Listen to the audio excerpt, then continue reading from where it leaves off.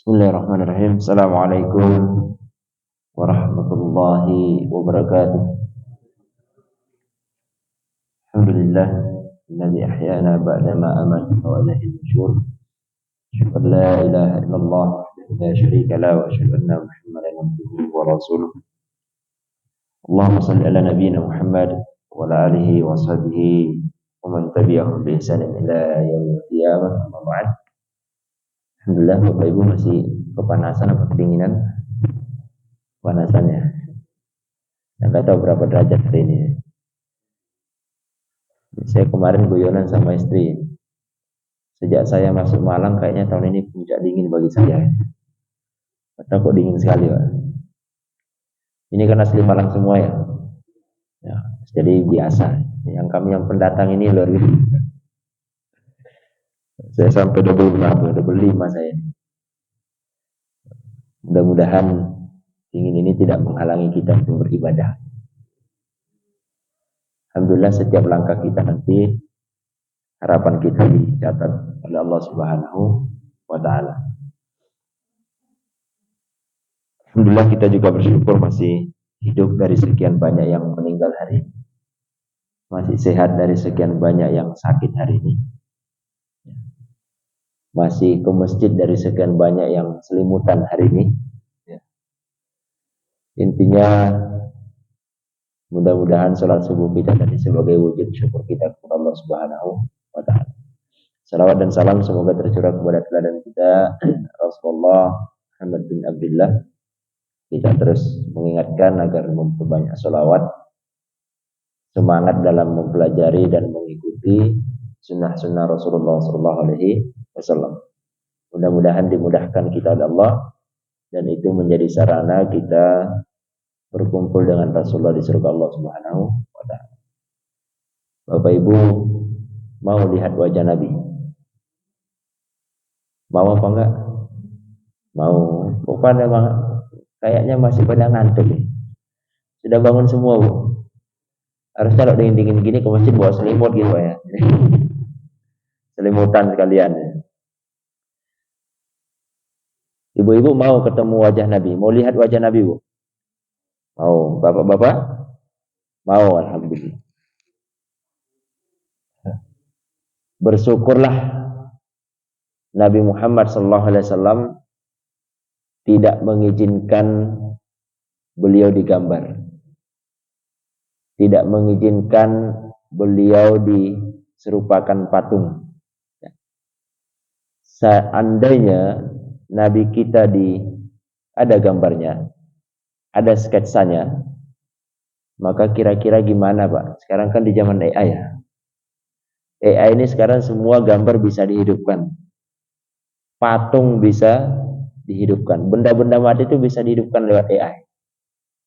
Fir'aun karena masih ada jasadnya, itu sudah bisa disketsa oleh AI. Oh, ternyata wajah aslinya Fir'aun gini loh, karena cuma tengkoraknya. Ya. Maka bersyukurlah kita Rasulullah tidak digambar, tidak dibuatkan patung. Kalau itu terjadi ya akan banyak kesalahan pada umat ini. Ya, mulai menyembah dan lain sebagainya. Ya, mudah-mudahan kita tidak bertemu dengan Rasulullah di dunia, insyaallah ketemu dalam mimpi, kalau enggak ketemu di surga. Insyaallah ya. Ada sahabat Nabi namanya Al-Miqdad bin Amr, atau biasanya Al-Miqdad Al-Anwar. Ini sahabat Nabi penunggang kuda pertama. Sahabat Nabi yang menyemangati para sahabat di perang Badar. Jadi Rasulullah ketika di perang Badar itu, Bapak Ibu, nanti kita ada pembahasan sendiri, pengantar saja. Itu kan agak ciut umat Islam. Karena jumlahnya cuma 300 sekian, musuhnya berapa ribu, Pak? Kafir Quraisy. Ribuan ya. Musuh 300, ya sempat down.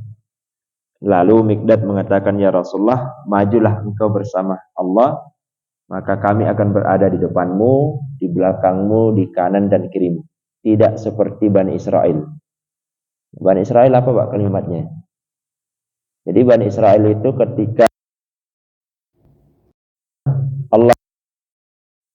melewati lautan bersama Musa ya.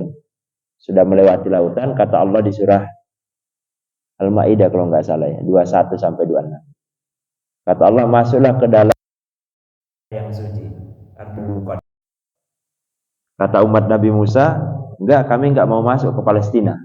Kenapa? Karena di Palestina itu ada suku Amalik.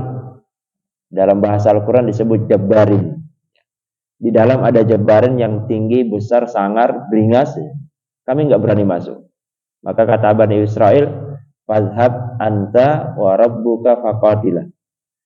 Kamu sama Tuhanmu masuk saja berperang. Wa inna hahuna qaidun. Kami mau duduk-duduk santai di sini nunggu pengumuman. Kalau kamu menang kami masuk, kalau kamu kalah kami enggak masuk. Nah, itu maknya Nabi Musa. Ya. Jadi yang disuruh berperang Allah sama Musa. Wes Musa sama Tuhanmu. Kami mau duduk dulu di sini. Dengarkan. Jadi kalau genting-genting enggak mau ikut perang. Pas sudah tenang, wah baru ngaku. Kami juga punya andil. Nah, kata Mikdad di perang Badar itu, ya Rasulullah, kami tidak seperti Bani Israel yang menyuruh Allah dan Nabi Musa perang. Kalau engkau maju perang, maka kami di depan, kami di belakang, kami kanan kiri akan mendampingi. Nah, maka semuanya pasukan Badar semangat. Nah, apa pesan kalimat Mikdad yang menarik itu? Kata Mikdad ini, beruntunglah kami pernah melihat wajah Nabi Shallallahu Alaihi Wasallam. Lalu beruntung jugalah kalian yang tidak pernah melihat Nabi. Kalau kalian berada di zaman Nabi, apakah kalian bisa menjamin kalian dapat hidayah? Kalian kuat menahan siksaan. Ya. Kita ini kan dapat hidayah, dapat iman tidak langsung dari Nabi, sehingga tidak disiksa. Pak. Ada yang di sini berislam disiksa? Gak ada kan? Gak ada. Atau ketika berislam lalu dicambuk, dijemur kayak Bilal, kan gak ada. Maka bersyukurlah kita. Kata Mikdad, bersyukur kami yang pernah melihat wajah Nabi. Tapi juga yang tidak pernah melihat, bersyukur karena tidak pernah disiksa ketika memeluk Islam. Mikdad itu siksaannya luar biasa, hampir sama dengan Bilal. Karena dia orang Yaman. Orang Yaman yang kemudian hijrah ke Mekah. Nah, Bapak Ibu, maka kita di kajian ini kan belajar tentang Nabi Muhammad SAW. Maka walaupun kita tidak pernah melihat wajah Nabi secara langsung, kita berharap kita berjumpa dengan Nabi di surga Allah Subhanahu wa Ta'ala. Nah, untuk itu kita mencari keberkahan. Mari Bapak Ibu, kita awali majelis kita dengan berdoa terlebih dahulu. Bismillahirrahmanirrahim. Rabbi zidni ilma warzuqni fahmah. Baik, sudah bisa dimulai. Tadi kan masih pengantar juga. Masih pengantar, belum mulai. Pengantarnya harus lama. Baik, malam subuh hari Allah, kita masuk fase usia Nabi, usia 8 tahun. Usia bawah pengasuhan pamannya. Masih ingat nama pamannya siapa ibu-ibu? Abu Thalib atau Abdul Muthalib? Ya, kalau Abdul Muthalib itu kakek, jangan sampai beda ya. Abdul Muthalib, ada Abu Thalib. Ya, jadi Abu Thalib itu paman. Nah, masalahnya kemudian sang paman ini, ya, ketika kakeknya meninggal, Rasulullah itu kan diperebutkan asuhnya. Siapa yang akan mengasuh? Hamzah. Hamzah itu paman Nabi juga. Itu juga mau mengasuh Nabi. Terus siapa lagi pamannya? Abu Lahab. Abu Lahab itu mau mengasuh Nabi. Ya. Tapi ternyata pilihan sang kakek Abdul Muthalib jatuh kepada Abu Thalib. Karena satu, Abu Thalib itu satu ibu dengan ayahnya Nabi. Satu ibu. Kalau Hamzah kan beda ibu. Ya, tapi satu bapak. Abu Lahab pun seperti itu. Nah, maka dipilihlah Abu Thalib dengan kondisi Abu Thalib itu bukan orang kaya, punya banyak anak. Ya, itu Abu Thalib. Dan ketika Rasulullah kemudian di bawah pengasuhan Abu Thalib. Sudah kita bahas pada pertemuan sebelumnya bahwa Abu Thalib menganggap Muhammad kecil itu sama dengan anak-anaknya. Apa yang dimakan oleh anaknya itu juga yang dimakan oleh Muhammad kecil. Tidak boleh membeda-bedakan. Ini anak kandung atau anak angkat atau sepupu, pokoknya keluarga. Jangan dibeda-bedakan. Dan sholat di zaman kita kan nggak ada, Pak. Di jamaah masjid ini. Kalau di luar sana banyak ya. Ya, membedakan antara anak kandung dengan anak pembantu. Ya, antara anak kandung dengan anak asuh. Harusnya nggak boleh. Ya, termasuk pembantu itu yang nggak boleh sebenarnya diberi makanan yang berbeda. Nggak boleh. Ya. Lalu Nabi Muhammad SAW gelisah melihat keluarga pamannya yang bekerja keras untuk menghidupi perekonomian keluarga. Ya. Maka Nabi Muhammad kecil Shallallahu Alaihi Wasallam itu berinisiatif untuk kemudian bekerja. Ya. Nah, Bapak Ibu kalau lihat di sirah, Nabi Muhammad itu mulai bekerja di usia 8 tahun. Ada yang di sini usianya 8 tahun, Pak? Ini cucu usia berapa nih? 10 tahun. Wah, melebihi berarti ya. Nabi Shallallahu Alaihi Wasallam mulai bekerja itu usia 8 tahun. 8 tahun. Nah, beliau datang ke pamannya izin. Kerja tidak sembunyi-sembunyi, Pak. Gak sembunyi-sembunyi. Izin ke pamannya, ya paman, saya ingin bekerja. Kalau kamu masih kecil ya, kira-kira gitu. Kamu masih kecil, mau kerja apa? Ya, saya mau bantu perekonomian saja. Bantu paman biar tidak terlalu berat. Ya awalnya nggak diizinkan. Tapi karena Muhammad kecil ini pintar juga berbicara, tentu sudah dituntun oleh Allah, merayu pamannya dengan rayuan yang manis. Akhirnya diizinkan sama pamannya. Apa pekerjaan pertama Nabi Muhammad?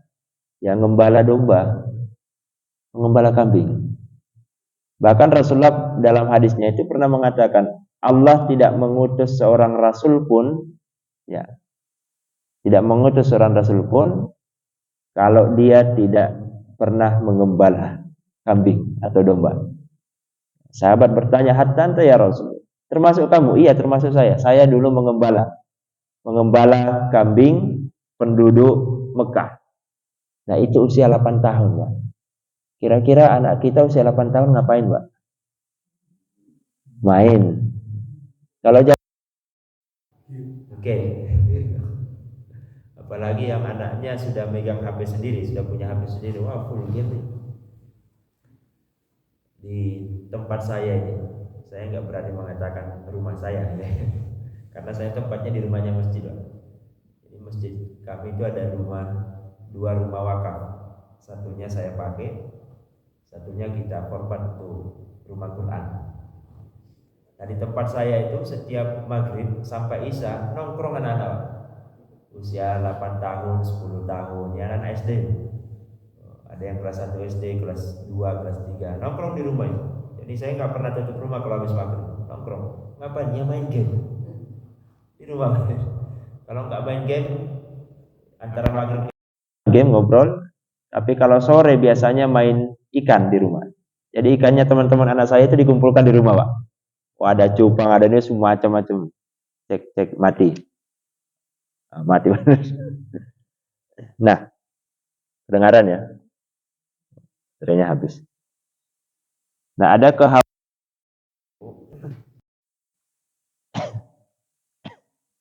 ini mati biar suruh saya minum dulu kan.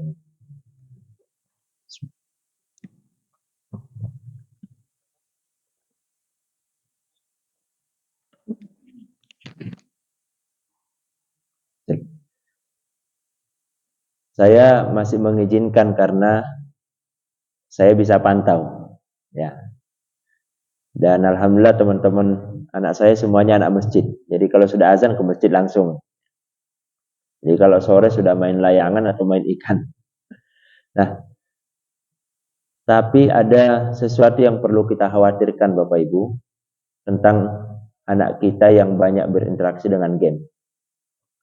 Kami kemarin koordinasi dengan beberapa kepala sekolah, lalu muncul informasi di forum itu bahwa ada kurang lebih 4 kasus di Kota Malang, 4 kasus di sekolah.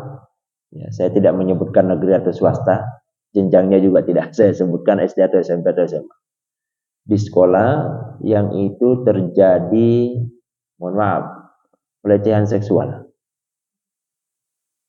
Pelecehan seksual. Setelah ditelusuri, ternyata itu sumbernya salah satunya dari game. Jadi ini perlu diantisipasi. Saya perlu beritahu Bapak Ibu.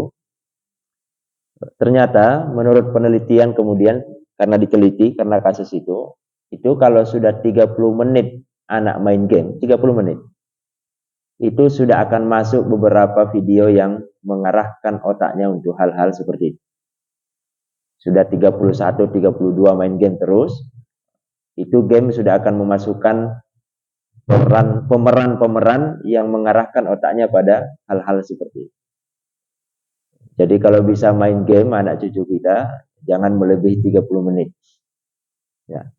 Dan saya tidak tahu ini maksudnya game apa saja, apakah berlaku buat semua game atau game tertentu. Tapi minimal ini informasi, kalau anak kita, cucu kita main game, jangan melebihi 30 menit. Ternyata bahaya, Pak.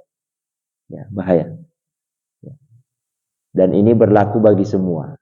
Nah, tapi kalau mbah-mbah kan gak ada yang main game di sini. Gak ada kan? Jadi saya nggak nasehatin. Ya. Kalau mbah-mbah ini ya isinya ya ngaji toh ya.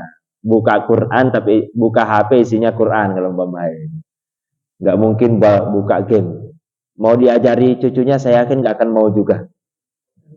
Nggak bisa. Saya nggak bisa. Nah itu ini pentingnya kemudian kita sampaikan ke anak cucu kita, ya, terutama yang sudah hobi main game. Karena game sekarang itu kan anak masih bayi sudah dibekali HP, Pak ya.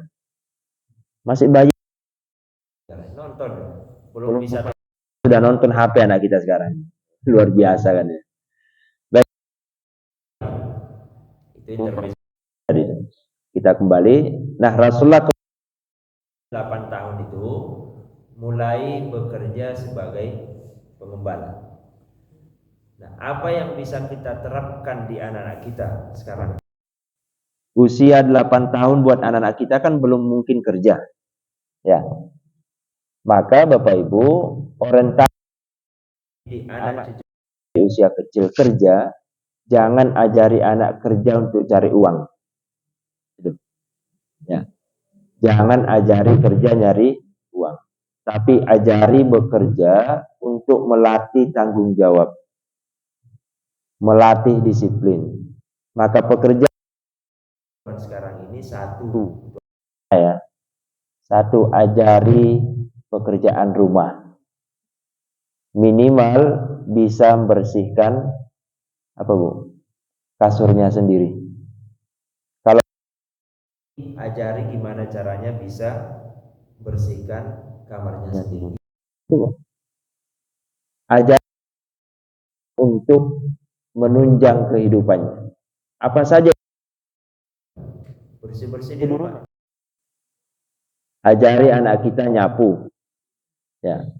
Ajari anak kita mencuci piring. Ini berlaku laki perempuan. Nyuci piring perempuan saja. Laki-laki juga. Dan sampai kemudian di rumah yang full kerja, ibu sendiri. Ya. Ini yang istrinya saja yang kerja di rumah. Istrinya yang nyapu, istrinya yang masak, istrinya yang nyuci, istrinya yang nyetrika, istrinya yang ngepel. Suami sama anaknya santai-santai saja gitu ya. Insya Allah nggak ada di sini ya, nggak ada. Kasihan,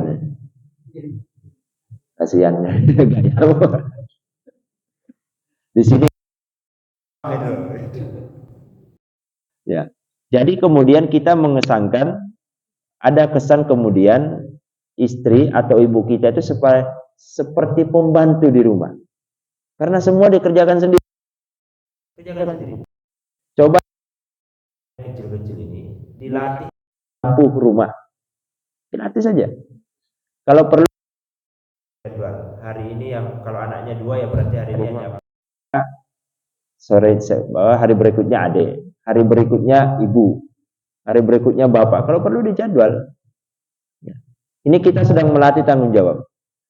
Ada film, tapi saya lupa Indonesia apa Korea ya.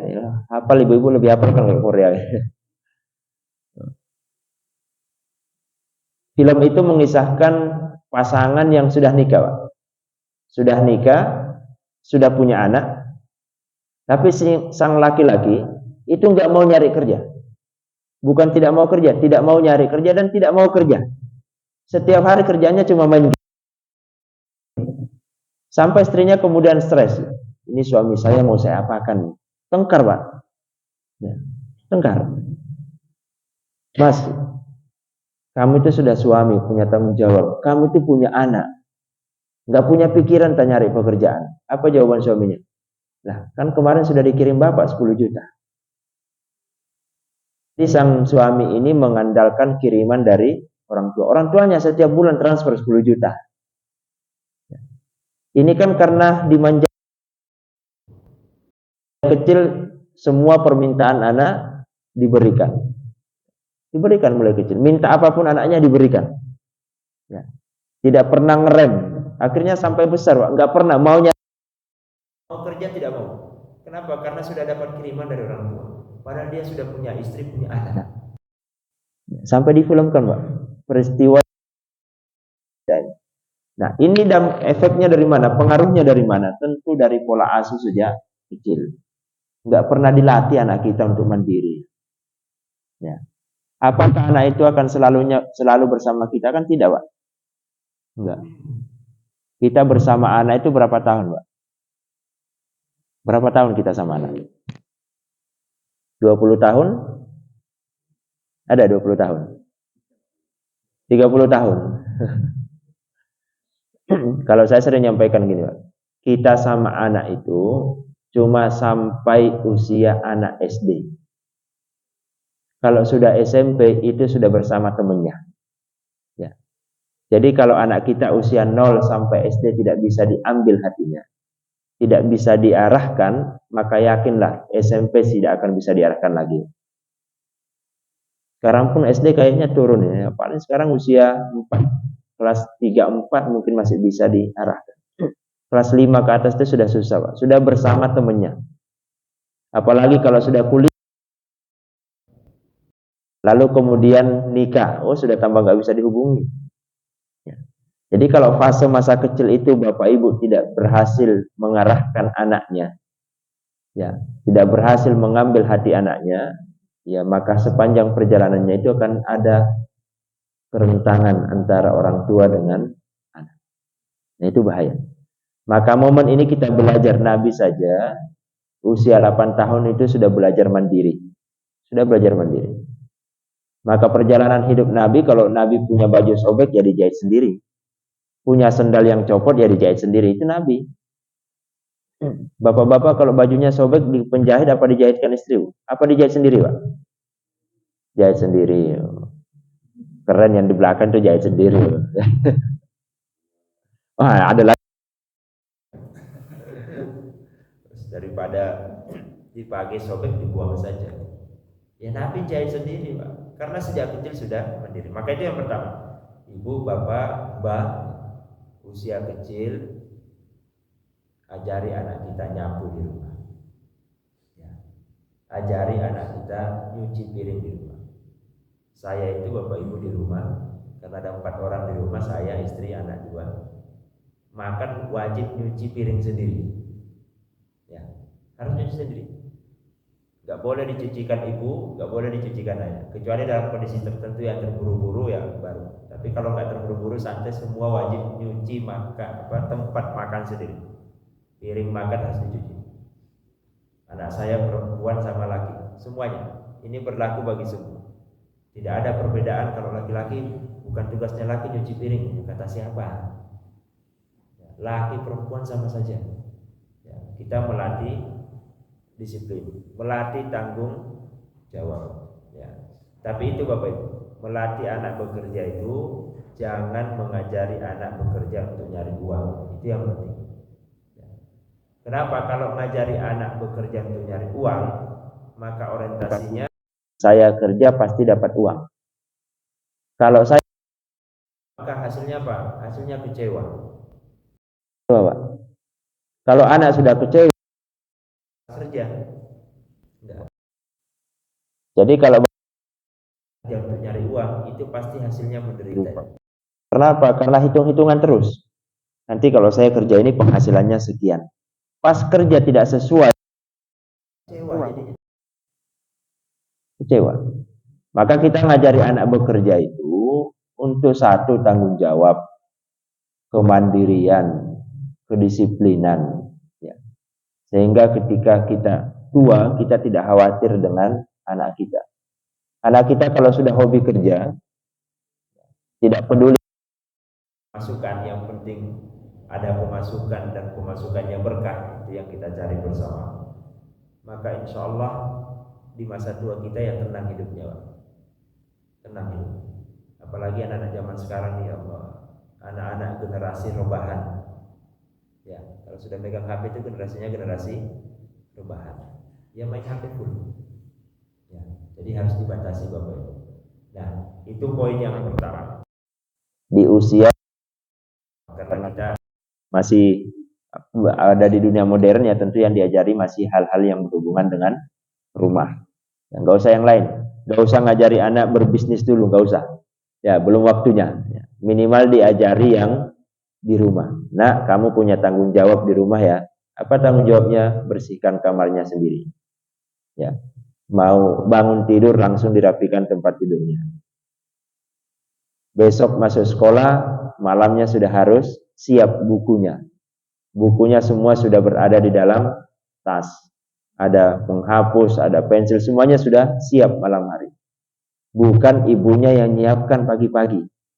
Ada Bu di sini yang seperti itu Bu. Jadi yang nyiapkan orang tuanya masih. Ya. Kalau bisa usia SD, kelas 1 SD, sudah dilatih Pak. Nah, apa panggilannya? Ini jadwalnya pelajaran besok. Tolong dilatih. Ibu tidak usah terlibat. Ibu bapak cuma memastikan setelah anak sudah merapikan dicek lagi. Oh ternyata kurang. Oh ternyata ada yang belum masuk. Dilatih Pak. Ya, ini penting.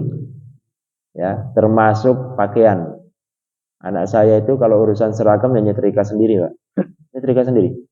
Tidak boleh disetrikakan oleh bapak maupun ibunya, harus setrika sendiri. Nah, tapi kalau yang adik masih kecil, disetrikakan oleh kakaknya. Jadi adiknya yang nyari, kakaknya yang nyetrikakan. Nah, ternyata itu penting, Pak. Penting. Jadi di rumah itu istri saya enggak setrika punyanya anak saya. Kalau seragam sekolah, kecuali seragam umum yang anak-anak sudah berangkat sekolah baru istri yang setrika. Tapi khusus seragam disetrika sendiri. Ya, kita sedang mengajarkan kemandirian, Pak. Nah, ini hal-hal yang penting mungkin untuk kemudian kita terapkan di rumah. Ya, terutama yang punya anak kecil, yang punya cucu. Biasanya cucu itu kan lebih dekat dengan mbah ya. Ya, cucu itu dekat dengan mbah atau orang tua. Biasanya ya sama mbah ya, rata-rata. Ya. Di masjid saya itu ada Pak, anak kecil yang malah sama bapaknya kayak nggak pernah digendong bapaknya, mbahnya terus. Ya, terus kemana-mana sama mbah. Bahkan mbahnya dipanggil Abi. Abi dipanggil Abah. Bedanya apa? Abah. Jadi bapaknya dipanggil Abah, ibu kakeknya dipanggil Abi. Nah, itu kita Nabi Shallallahu Alaihi Wasallam dari pekerjaan kemandirian. Ajari anak, nyiapkan pelajarannya sendiri, nyiapkan pakaiannya sendiri. Ya, yang penting ngajarinya jangan sambil marah-marah. Ya, jangan sambil diceramai. Walaupun pasti akan ada ceramah sesekali. Ceramah dengan nada yang tinggi, nggak apa-apa. Yang penting tidak setiap hari. Nah, ini yang pertama di usia 8 tahun. Ada kemarin anak, Pak. Belum 8 tahun, insyaallah. Ya mungkin 8 tahun lah, kelas 1 SD. Kelas 1 atau kelas 2. SD lah. Itu membuat bapak ibunya berhenti kerja. Bapak ibunya berhenti kerja. Gara-gara karena anak itu sudah punya uang 200 juta. Kecil, Pak. Ya, usia 8-9 tahun mungkin. 200 juta uangnya. Ibunya pun shock terapi loh. Kok dari mana uang anak saya ini? Apakah anak saya sudah mencuri usia segini? Setelah ditelusuri ternyata anaknya main YouTube. Main YouTube, Pak. Dan di YouTube-nya itu ternyata banyak yang endorse, banyak yang like dan sebagainya. Lalu punya uang. Berhenti kerja orang tuanya. Apa yang dilakukan orang tuanya? Mensupport, membantu anaknya jadi YouTuber. Jadi orang tuanya jadi manajer. Berhenti sekolah. Kenapa? Karena orientasi bekerja ternyata ya nyari uang. Nah, pokoknya sudah ada uang, tenang hidup. Bapak Ibu sepakat nggak ya? Ada uang, tenang hidup. Ya. Ternyata banyak juga yang nggak punya uang, tenang-tenang saja. Gitu. Bahkan justru yang banyak uang itu jadi masalah. Saya jadi ingat ada 10 orang Yahudi, 10 orang, Pak. Itu ngetes Ali bin Abi Thalib. Kata Nabi kan Ali ini kan kuncinya ilmu. Maka 10 orang ini ngetes, kalau Ali bisa menjawab pertanyaan kita 10 orang, berarti Ali benar-benar cerdas. Dan pertanyaannya sama, Pak. 10 sama. Enggak ada satu pun yang beda. Ngumpullah mereka buat nyusun pertanyaan. Nah, jadi setelah jadi datang ke Ali satu persatu. Enggak rombongan, satu persatu. Pertanyaannya gini. Mana yang lebih baik menurut kamu, ilmu atau harta? Jawab itu semuanya ilmu. Ilmu lebih baik daripada harta. 10 jawabannya. Berbeda alasannya. Tapi semua jawab. Kata Ali, ilmu itu menjagamu. Kalau harta kamu yang jaga. Ya. 2, ilmu itu warisan ulama. Harta itu warisan Fir'aun Qarun. Ya. 3, ilmu itu teman. Harta kamu banyak musuh, diutangi dan sebagainya. Ya. Kata Ali yang berikutnya, ilmu itu membuatmu bahagia di akhirat. Harta dihisab di akhirat. Ya. Jadi 10 orang itu punya alasan yang berbeda. Walaupun jawaban, kalau engkau, jawaban saya tetap ilmu dan saya punya alasan yang berbeda untuk masing-masing. Tapi bukan berarti kita tidak butuh harta, ya butuh, Pak. Tetap butuh harta, tapi itu bukan prioritas. Orang yang berilmu itu hartanya datang. Orang berilmu itu hartanya datang. Maka utamakan berilmu. Maka sekali lagi Bapak Ibu, kalau ngajari anak kita kerja, jangan ngajari kerja untuk nyari uang. Jangan. Tapi ajari anak kita kerja untuk mencari keberkahan. Sehingga semua aktivitas kerjanya orientasinya adalah ini berkah apa enggak? Ini manfaat dunia akhirat saya apa tidak? Bukan mencari hitung-hitungan dunia. Karena kalau hitung-hitungan dunia, percayalah, pasti kecewa. Kecewa. Ya, apalagi di zaman kita ini susah nyari kerjaan. Ya. Bapak Ibu sudah didatangi sensus penduduk ini, sensus ekonomi ya? Sudah didatangi, Pak? Oh belum, siap-siap saja ya.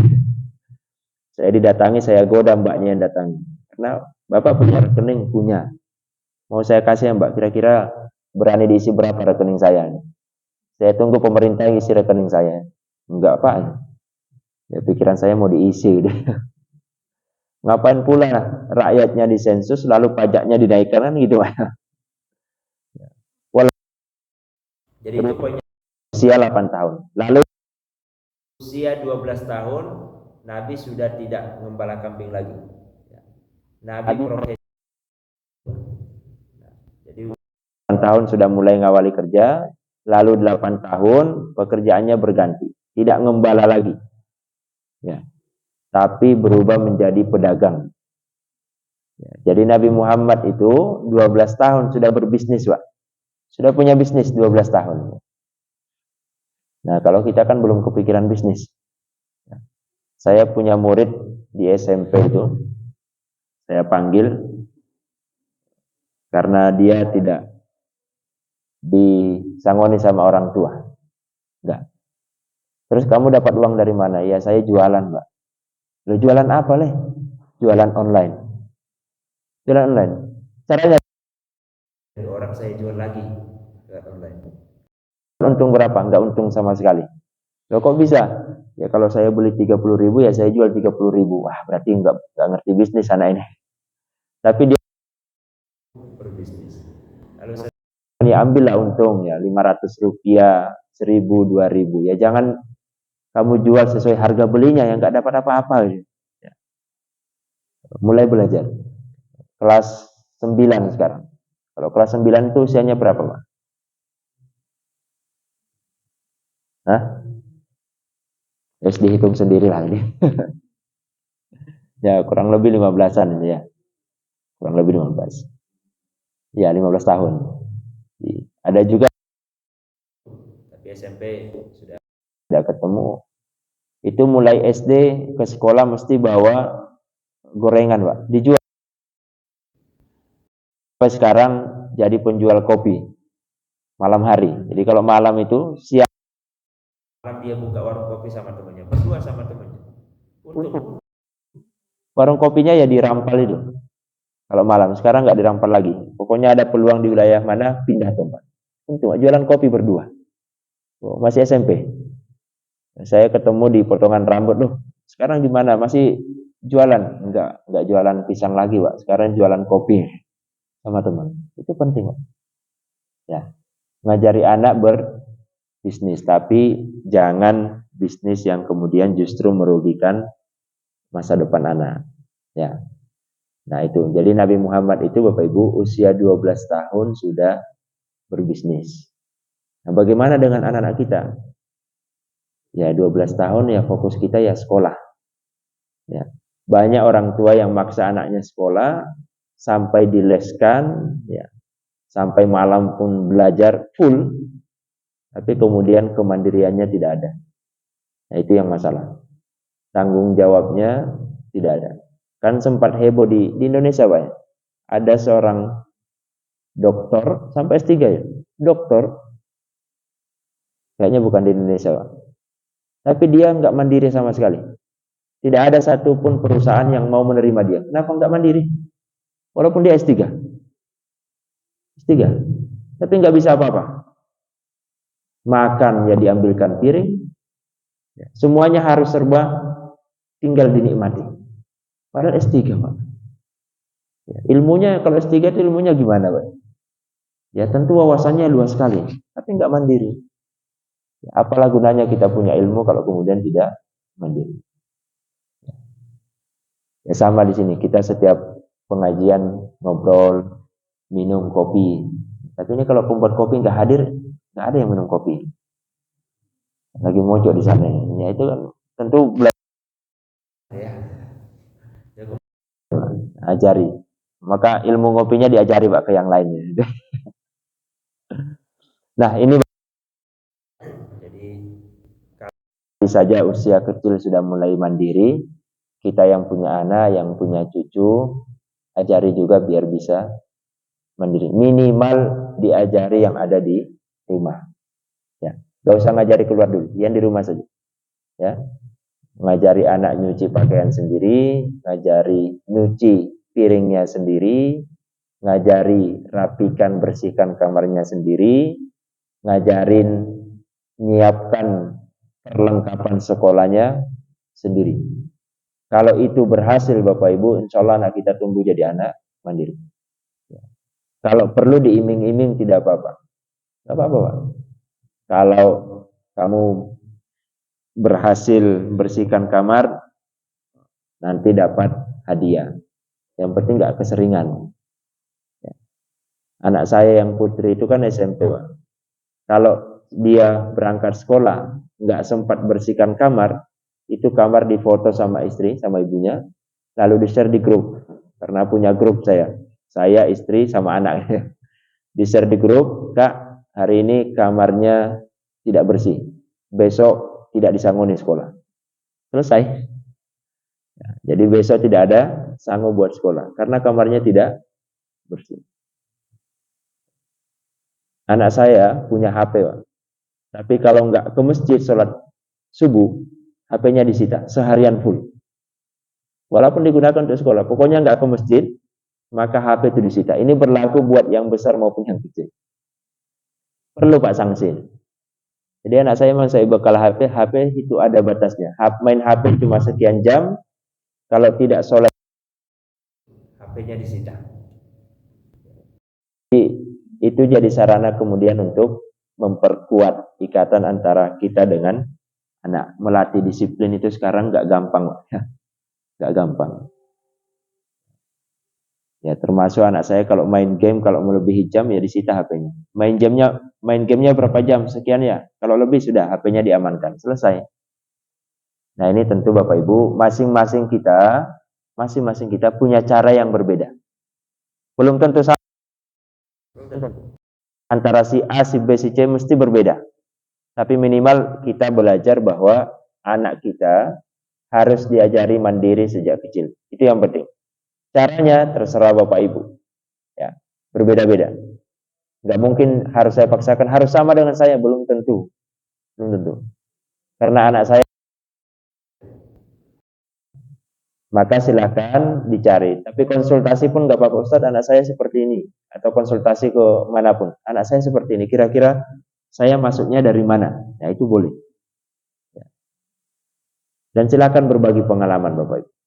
Berbagi pengalaman pola mendidik, pola mengasuh anak, pola mengajari anak untuk mandiri itu masing-masing berbeda. Nah itu pembukaan kita untuk usia Nabi di usia 8 sampai 12 tahun. Jadi 12 tahun Nabi sudah mulai berbisnis. Ya. Nah, silakan yang punya anak, punya cucu usia itu diajari berbisnis kecil-kecilan. Ya, kecil-kecilan. Anak saya yang laki itu kan hobi layangan, Pak. Ya, nampaknya sekarang juga layangan semua ya. Layangan itu tidak berlaku buat anak-anak saja ya. Ya, semua. Jadi anak saya beli layangan, ya kadang dijual sekolahan. Pun permainan yang lain, beli mainan dijual di sekolahan. Enggak apa-apa kecil-kecilan. Yang perlu didiskusikan, ada yang perlu ditanyakan. Silakan saya kembalikan ke forum sebelum kita maksimalkan kajian di usia Nabi 12 tahun. Monggo silakan Bapak Ibu.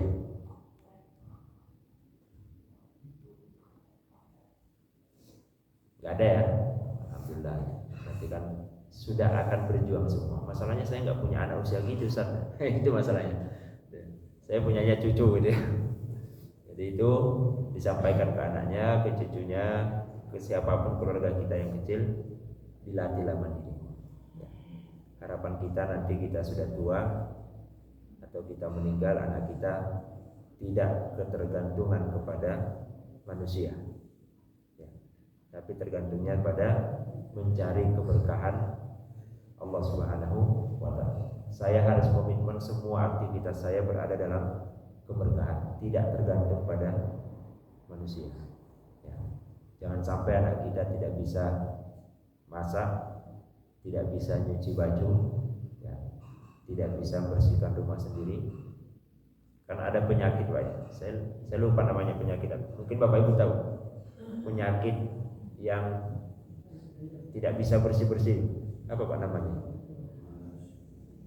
Bukan malas, Pak. Ada istilahnya. Itu kan seperti kontrak rumah. Pemilik rumah itu nggak pernah kunjungi, teman kuliahnya pun nggak pernah kunjungi, nggak pernah masuk ke rumah. Setelah pengontrak itu keluar, entah pulang apa kemana, sang pemilik rumah kemudian buka pintu kamar. Apa yang terjadi, Pak? Isi rumah itu sampah semuanya, sampai nggak bisa buka pintu karena mulai dari sampah. makanan busuk semuanya jadi satu di situ. Ya. Jadi kamarnya itu penuh dengan sampah, termasuk kasur tidurnya itu tempatnya sampah semua. Kasurnya nggak kelihatan Pak, karena sudah ditimbun sama sampah. Ya tidur di situ. Saya membayangkan orang bisa hidup gitu ya. Ternyata itu penyakit Pak. Nah, tolong saya dibantu nanti nyari itu penyakit apa lagi. Dan itu banyak. Ya Allah, saya hidup sama kuman ini, semuanya full kuman. Jadi habis makan mie, ya sudah buang saja di situ. Minuman, botol-botol minuman semuanya di situ ditumpuk di kamar. Jadi satu kamar semua. Sampai apapun mau bisa. Karena semuanya sudah sampah. Kok bisa ada orang bisa hidup seperti ini? Ya. Nah, tapi di sini kan orang-orang bersih semua. Maka dilatih Bapak Ibu, anak kita, cucu kita latih minimal bersihkan itu tadi. Ya. Melatih mudah-mudahan anak kita, cucu kita tumbuh jadi anak-anak generasi-generasi yang mandiri, generasi yang bertanggung jawab terhadap dirinya sendiri, ya, bertanggung jawab terhadap lingkungannya dan lain sebagainya. Nah itu yang penting. Jadi jangan memanjakan anak berlebihan. Terus ini kan masih kecil, belum waktunya bersih-bersih, akan menyesal masa depannya. Masih kecil, nggak usah nyuruh nyuci piring, bapak ibu yang akan menyesalkan. Masih kecil, apa disuruh nyetrika, nanti luka, nanti kena setrika, bapak ibu yang nyesal nanti. Ya, maka sekarang yang masih punya anak kecil, cucu kecil, diajari nyetrika, diajari nyuci baju, diajari merapikan sepatunya kalau pulang sekolah, dan lain sebagainya. Nah ini tentu mimpi kita bersama. Mudah-mudahan ada hikmahnya. Ini teladan kita dari Nabi Shallallahu Alaihi Wasallam bahwa Nabi usia 8 tahun itu sudah bekerja untuk kemandirian, untuk kedisiplinan, untuk tanggung jawab dan lain sebagainya. Walau alam bisawab. Mohon maaf, kita bertemu lagi insyaallah bulan depan kalau masih hidup, masih sehat, ya, masih bisa ke masjid. Maka penutupnya Bapak Ibu jangan berhenti saling mendoakan yang baik-baik.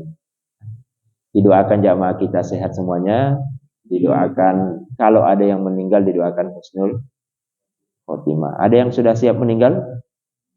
Oh belum ada. Tapi malaikat sudah siap mencabutnya. Wallahu a'lam bishawab. Kita akhiri dengan hamdalah dan kafaratul majlis. Alhamdulillahirabbil alamin. Subhanakallahumma wa bihamdika asyhadu an la ilaha illa anta astaghfiruka wa atubu ilaik.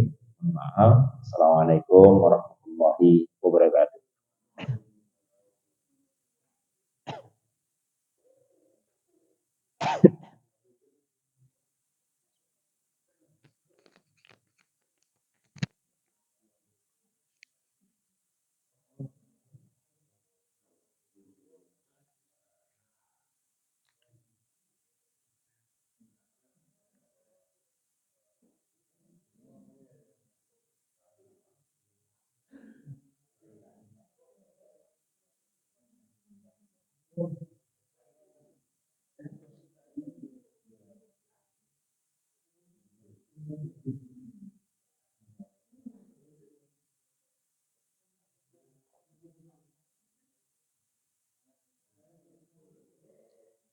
Gimana?